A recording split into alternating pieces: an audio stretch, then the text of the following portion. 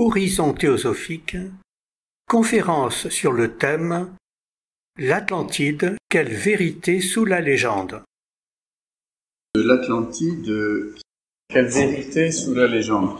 La philosophie écrit par la personne de Madame Blavatsky essentiellement beaucoup de pages sur le sujet. On pourrait se demander pourquoi, mais on va comprendre un peu plus avec l'éclairage qu'elle donne que c'est un thème qui est très très important pour notre compréhension de notre histoire collective. Si on parle aujourd'hui d'Atlantide, c'est qu'on le doit à un écrivain qui s'appelle Platon et qui a été le premier à parler de ce thème. Et c'est intéressant de regarder ce qu'il en a dit. Ça figure dans deux ouvrages de Platon, le Timée et le Critias essentiellement. Surtout dans le deuxième, le Critias, où il y a une description de cette société à l'époque, dite cette Atlantide, et l'organisation sociale, etc. Le Timée, il a quelques allusions à la fin. Pour la théosophie, Platon était un initié et il était dans une position un peu délicate, comme tous les initiés par rapport à un enseignement qui est considéré comme secret. Il a révélé un certain nombre d'informations, mais il l'a fait d'une manière voilée, sous la forme un peu d'un mythe. Et la théosophie nous apporte des clés d'interprétation. Elle fait référence à cette theosophia, c'est-à-dire cette sagesse sans âge qui appartient à l'humanité, qui était là dès le début de l'humanité, qui l'a accompagnée dans ses différentes étapes de sa vie jusqu'à aujourd'hui, parce qu'elle est conservée, étudiée, approfondie par des fraternités d'adeptes, de sages, et conserve évidemment ce trésor. Ce trésor, Madame Blavatsky en a parlé en utilisant le mot théosophia, c'est-à-dire sagesse divine, qui tient son origine d'êtres divins qui se sont incarnés au moment de l'enfance de l'humanité pour apporter les bases de cette connaissance vivante en tant que compréhension des lois de la nature. Donc la théosophie, c'est tout ça, et elle se met à parler de l'Atlantide en disant voilà ce que les initiés en ont dit et voilà ce qu'ils peuvent en dire. Mais l'essentiel par rapport à l'évolution de l'humanité est décrit. Platon donc a parlé. Voici quelques extraits pour cadrer un peu, mais seulement quelques extraits qui sont très intéressants, qu'on va retrouver dans les explications que donne la théosophie. C'est dans le Timée. Il a fait référence à une tradition de cataclysmes qui apparaissent régulièrement dans l'humanité. Certains sont des cataclysmes du feu, d'autres de l'eau, donc des déluges, des inondations, montée du niveau de la mer. Ceci produisant des périodes d'obscuration de la mémoire collective d'une certaine manière. Il dit par exemple, vous, les Athéniens, vous avez oublié cette histoire de vos ancêtres qui ont fondé la ville d'Athènes, parce qu'effectivement, il y a eu plusieurs déluges, pas seulement celui de Deucalion, mais il y en a eu plusieurs. Et dans ces déluges, qu'est-ce qui se passe? En général, il pleut beaucoup, ce sont les vallées qui sont englouties les premières, le niveau monte, et il y a quelques bergers qui font les montagnes, et qui, suivant l'importance du déluge, peuvent échapper. C'est l'histoire que raconte Platon pour donner un peu le ton et pour dire il s'est passé des choses dans le passé, il y a eu des périodes de bouleversement, là ça c'est l'exemple de déluge, mais il y a eu aussi des périodes de tremblements de terre, des effondrements de continents, etc., qui ont créé des grands bouleversements à la surface de la Terre. Il fait parler Critias qui raconte qu'il a un ancêtre qui a été en Égypte et qui s'est approché des sages, un certain Solon qui lui a raconté qu'il existait une connaissance en rapport avec une civilisation qui a disparu, avec une civilisation qui habitait au-delà de ce qu'on appelle les colonnes d'Hercule, c'est-à-dire le détroit de Gibraltar. Donc au-delà du détroit de Gibraltar, c'est l'Atlantique. Ça c'est à la fin du Timée. Le livre suivant, le Critias, malheureusement, est inachevé. Il fait référence à une histoire qui se serait placée 9000 ans avant l'époque de Platon. Cette période-là fait référence à une civilisation qui était basée sur un territoire qui était au-delà des colonnes d'Hercule, qui, dit le texte, était une île qui était sur un continent déjà. De cette île, on pouvait alors passer dans les autres îles et de celle-ci gagner tout le continent qui s'étend en face d'elle et borde cette mer. Donc on a les colonnes d'Hercule, on a cette île qui est très grande, cette île continent. On passe à d'autres îles et ensuite on arrive sur un continent qui le borde. Bon, donc il y a du monde entre Gibraltar et peut-être ce qui pourrait représenter l'Amérique aujourd'hui. On passe maintenant au Critias, dans lequel l'organisation sociale est décrite. Il y avait une génération qui avait démarré avec les dieux, qui avaient installé sur la terre leurs représentants, qui leur avaient consacré certains territoires. Ils avaient alloué des territoires à certaines populations. C'est constitué d'une organisation sociale avec des rois, et il y avait un système avec un gouvernement. Il y avait plusieurs rois qui gouvernaient tous ces territoires avec une organisation qui décrit, qui considère comme étant un modèle, etc. Ce qui est intéressant maintenant, c'est le passage où voilà ce qui s'est passé après un espèce d'âge où tout allait bien. Platon décrit pendant de nombreuses générations, tant que la nature du Dieu se fit entendre suffisamment en eux, notons bien les mots, le Dieu se fit entendre suffisamment en eux, ils obéirent aux lois et restèrent attachés aux principes divins auxquels ils étaient apparentés. Ils n'avaient que des pensées vraies et grandes en tout point et se comportaient avec douceur et sagesse, en face de tous les hasards de la vie et à l'égard les uns des autres. Ils n'étaient pas enivrés par les plaisirs de la richesse, toujours maîtres d'eux-mêmes, ils ne s'écartaient pas de leurs devoirs. Tempérants comme ils étaient, ils voyaient nettement que tous ces biens aussi s'accroissaient par l'affection mutuelle unie à la vertu, et que si on s'y attache et les honore, ils périssent eux-mêmes, et la vertu avec eux. Tant qu'ils raisonnèrent ainsi et gardèrent leur nature divine, ils virent croître tous les biens dont j'ai parlé. Mais qu'une portion divine qui était en eux s'altéra par son fréquent mélange avec un élément mortel considérable, et que le caractère humain prédomina, incapables dès lors de supporter la prospérité, ils se conduisirent indécemment. Et à ceux qui savent voir, ils apparurent laids parce qu'ils perdaient les plus beaux de leurs biens les plus précieux, tandis que ceux qui ne savent pas discerner ce qui est la vraie vie heureuse, les trouvaient justement alors parfaitement heureux et beaux. Tout infectés qu'ils étaient d'injuste convoitise et de l'orgueil de dominer. Évidemment, Zeus ne reste pas indifférent à une telle situation. Alors il dit, Zeus qui règne suivant les lois et qui peut discerner ces sortes de choses, s'aperçut du malheureux état d'une race qui avait été vertueuse, résolut de les châtier pour les rendre plus modérés et plus sages. On va dire, oui, Platon nous a fait un petit couplet de moralisation dans l'histoire pour montrer que finalement, si on ne se comporte pas bien, Zeus va nous punir. Bon, bien sûr, c'est un mythe qu'il faut prendre comme tel et il faut essayer de décortiquer à la lumière de la théosophie. Il y a plusieurs choses évidemment dans cette histoire de Platon. On va revenir et on va développer le sujet, mais déjà on peut dire que la période de temps qu'il assigne à cette histoire, 9000 ans avant son temps, c'est un voile. En fait. Les initiés ne donnaient jamais les véritables chiffres. Pour situer un petit peu le tableau, il ne faudrait pas dire 9000, il faudrait probablement dire plutôt 900 000. On va rentrer un peu dans la période de temps qui est couverte, mais l'histoire de l'Atlantide, ça n'est pas il y a 10 000 ans. C'est il y a plusieurs millions d'années, et les derniers aspects dont parle Platon là, c'est plutôt vers les 800-900 000 ans. Il y a derrière cette vérité un mythe qui va raconter de manière raccourcie différentes étapes qui appartiennent à l'histoire de l'humanité. Platon ne pouvait pas révéler tout ce qui est cette sagesse qui est l'apanage des sages.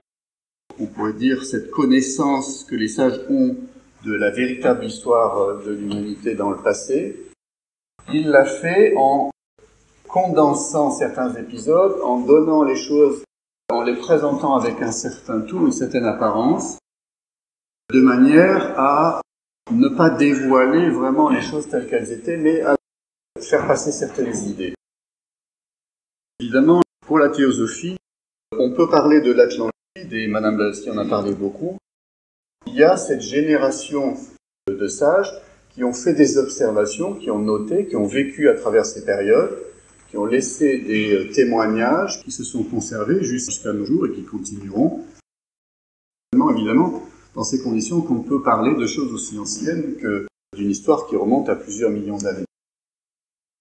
Il y a trois volets principaux avec lesquels il faut examiner ce sujet de l'Atlantide. Il y a d'abord la question de l'Atlantide qui est l'histoire occulte de l'humanité.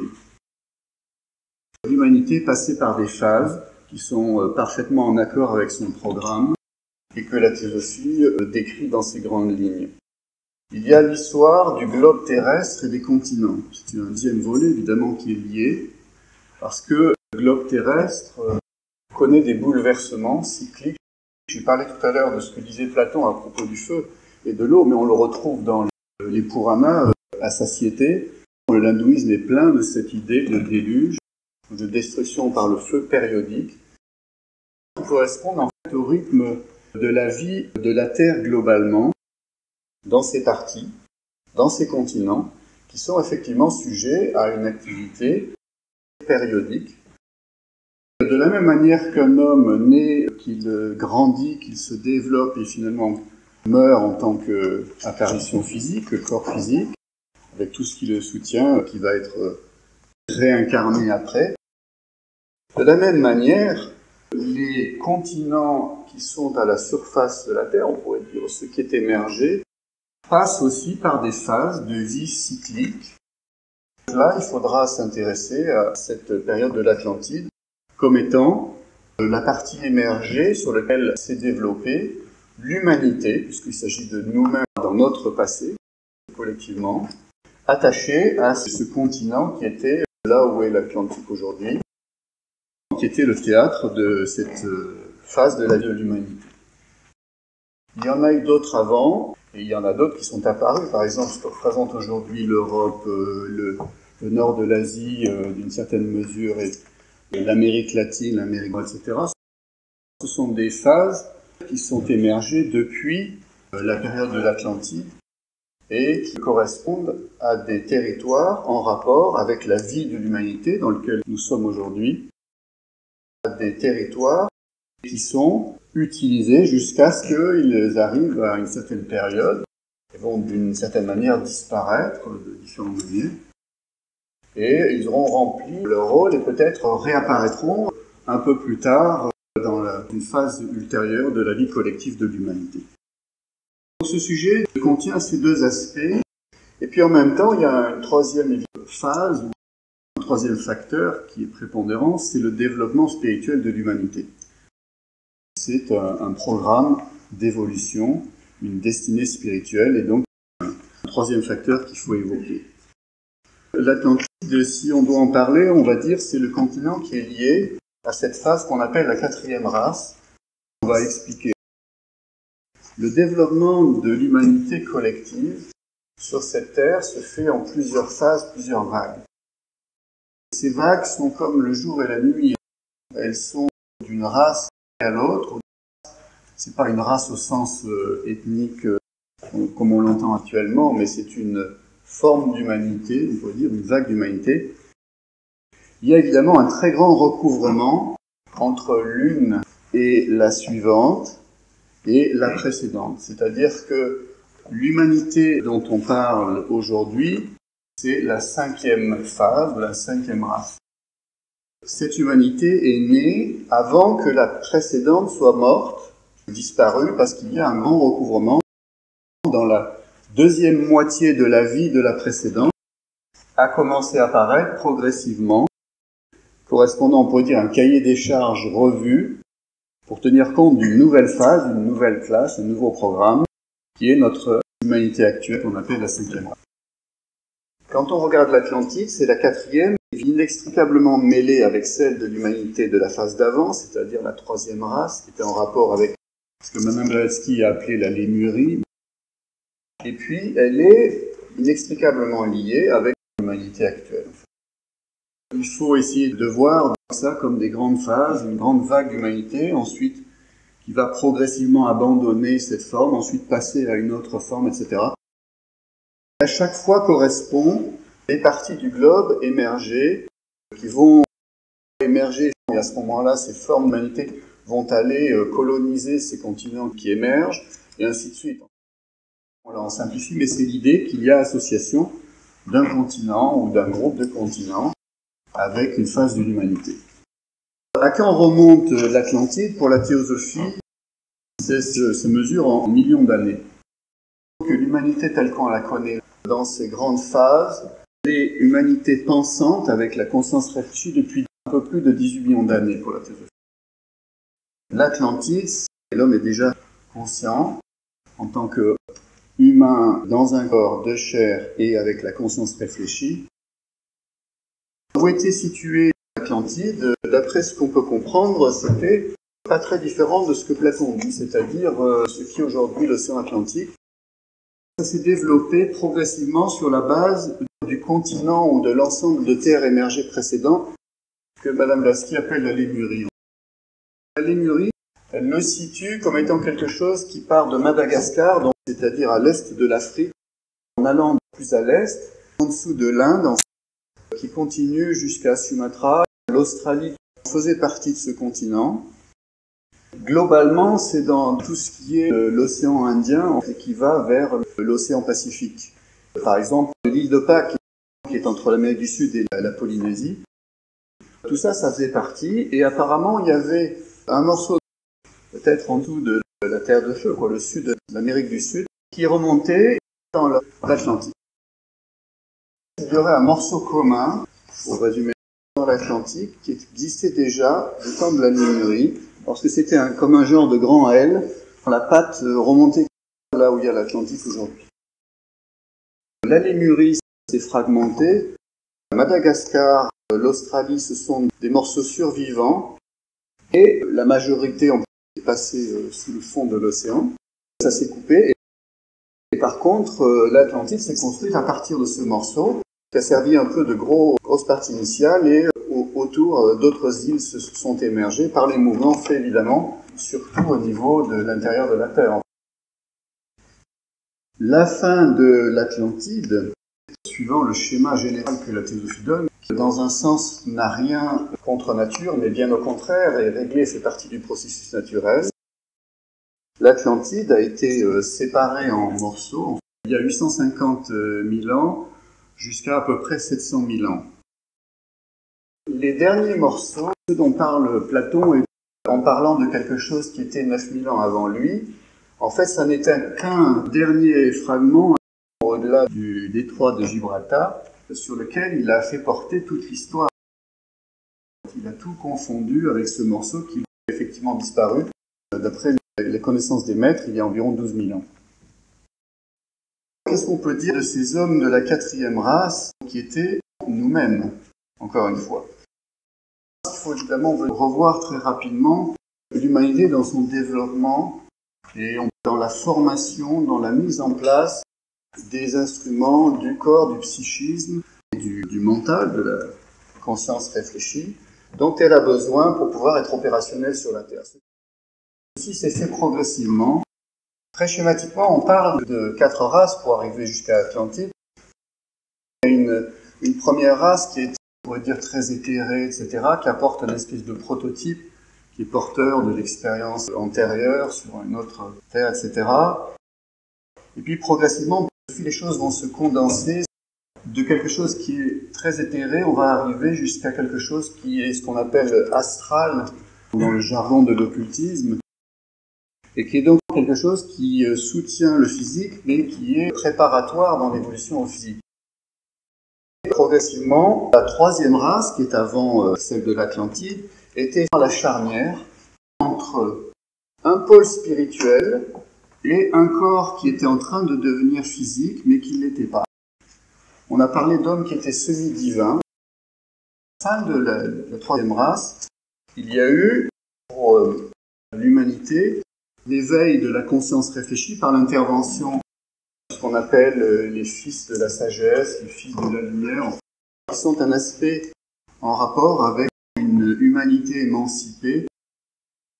C'est une hiérarchie spirituelle qui intervient et qui va apporter ce qu'il faut pour que l'homme, qui n'était qu'un être divin, qui avait un sentiment spirituel, c'était l'innocence, l'âge d'or, va se retrouver avec la conscience qui va s'éveiller, il va prendre conscience de lui-même, et à ce moment-là, évidemment, les choses vont changer. Donc ça, c'est la fin de la troisième race. À partir de la quatrième race, l'homme est devenu physique, conscient de lui-même, et la séparation des sexes a lieu. Avant, il y avait un homme qui était androgyne, enfin, il y avait plein de phases, mais on va simplifier. Et à la fin de la troisième race, les sexes ont été séparés. C'est à ce stade-là que les choses ont commencé à changer un peu de nature. On est passé de l'âge d'or à l'homme vraiment physique. Il y avait dès le départ, dès cette époque, des différences au sein de l'humanité. Il n'y avait pas, on pourrait dire, une humanité homogène en termes de développement spirituel. Il y avait une humanité qui, évidemment, pour la théosophie, c'est la réincarnation de l'humanité d'un théâtre d'évolution précédent, donc il y a évidemment des différences.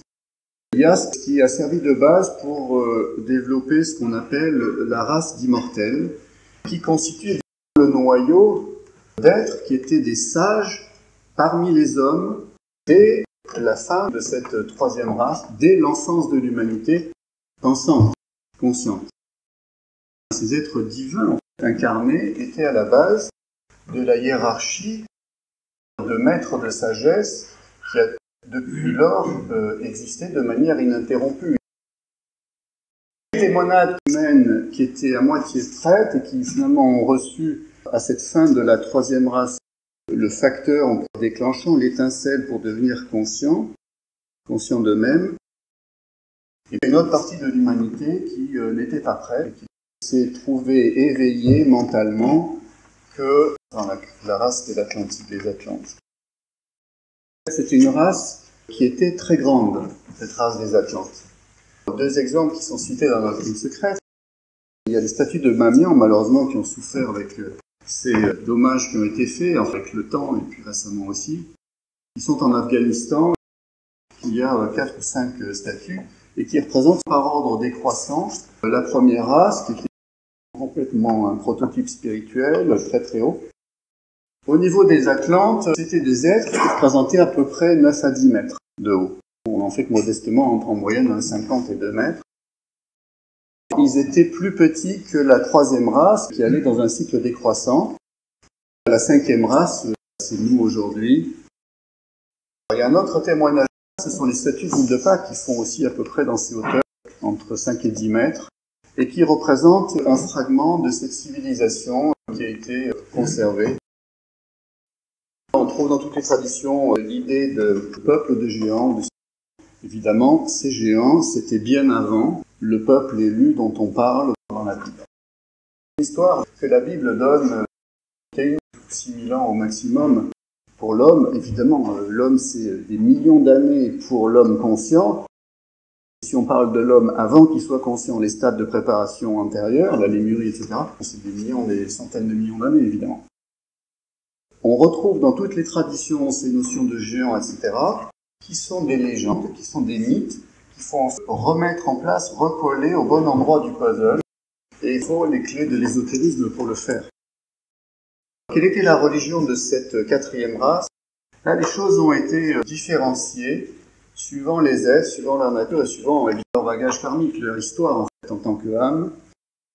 Au départ, il y avait une religion qui était la religion universelle, dans laquelle l'être sentait le divin qui est à l'intérieur. C'est le passage que j'ai lu tout à l'heure dans Platon. On sentait le divin qui était là, la présence. Cette présence était inspirante, et ça c'était au tout début dans l'âge d'or. Et puis progressivement, il y a eu un lien avec la matière qui a compliqué les choses, qui a un peu imberlificoté certains hommes qui étaient la majorité malheureusement, avec les liens de la matière. Platon parle des possessions. C'est vrai que ça s'est traduit au niveau de la religion, ceux qui ont suivi la religion de la nature et qui sont restés fidèles, et puis ceux qui se sont mis à adorer les dieux des éléments. Ces éléments, ce sont ces hiérarchies de la nature qui servent à construire les formes, les hommes, etc. La nature, qui sont en nous.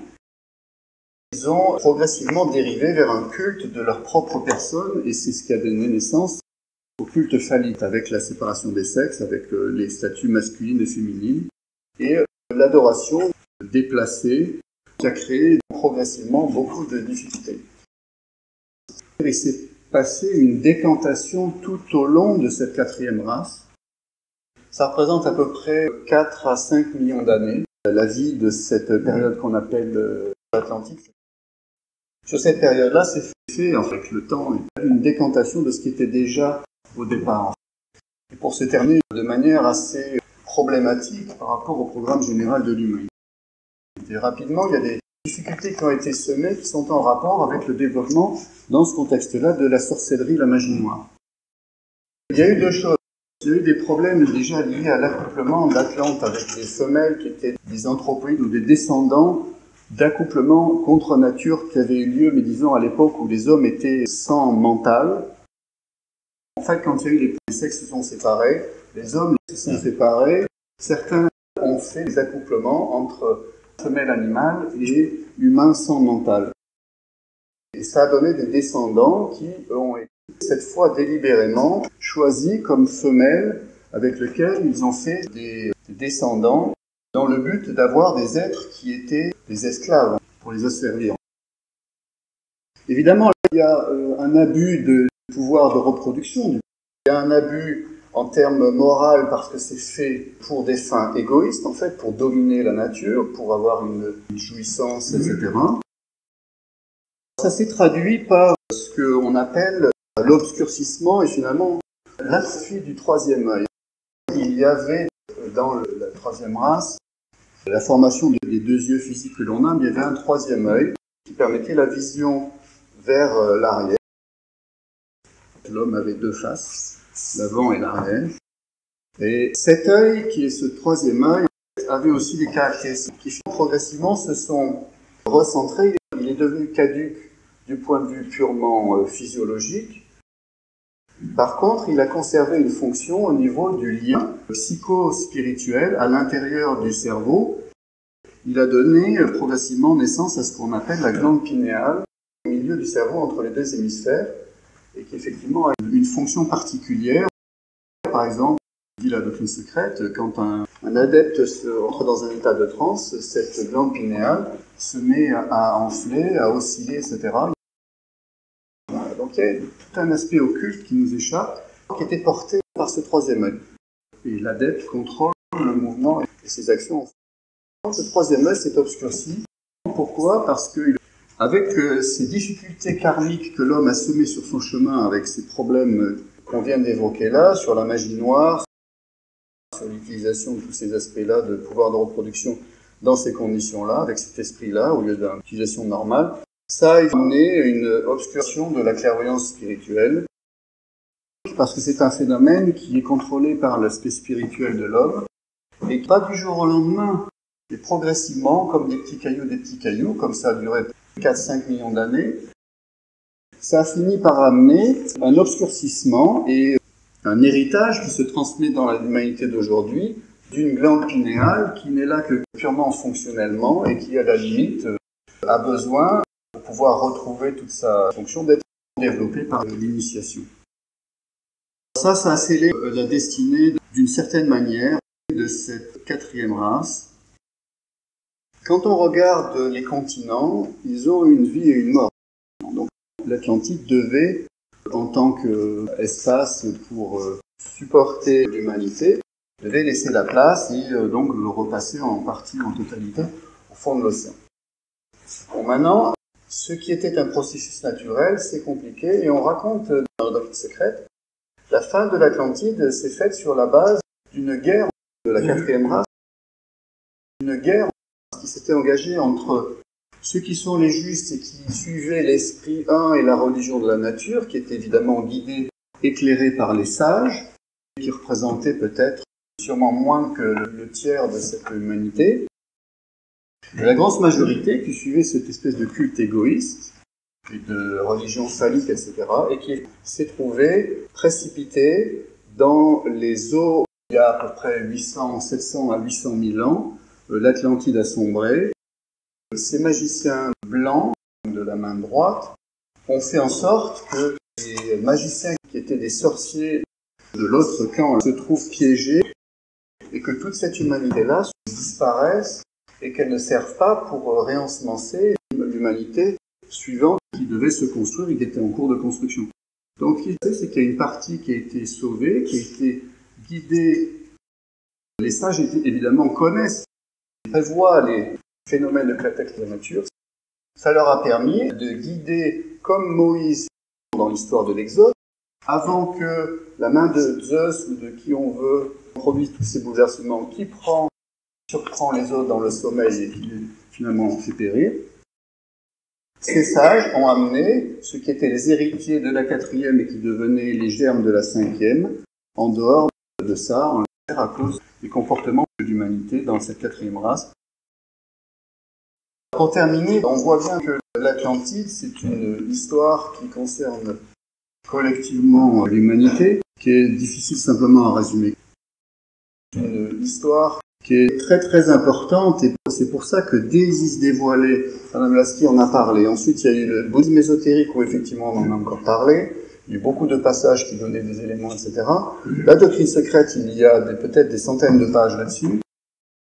Il faut comprendre que d'un point de vue de la destinée spirituelle de l'humanité, il y a des étapes et rien n'est gratuit, même si les mouvements sont très très lents et qu'on ne prend pas conscience des choses comme ça, finalement, il y a des raisons difficiles simplement à résumer.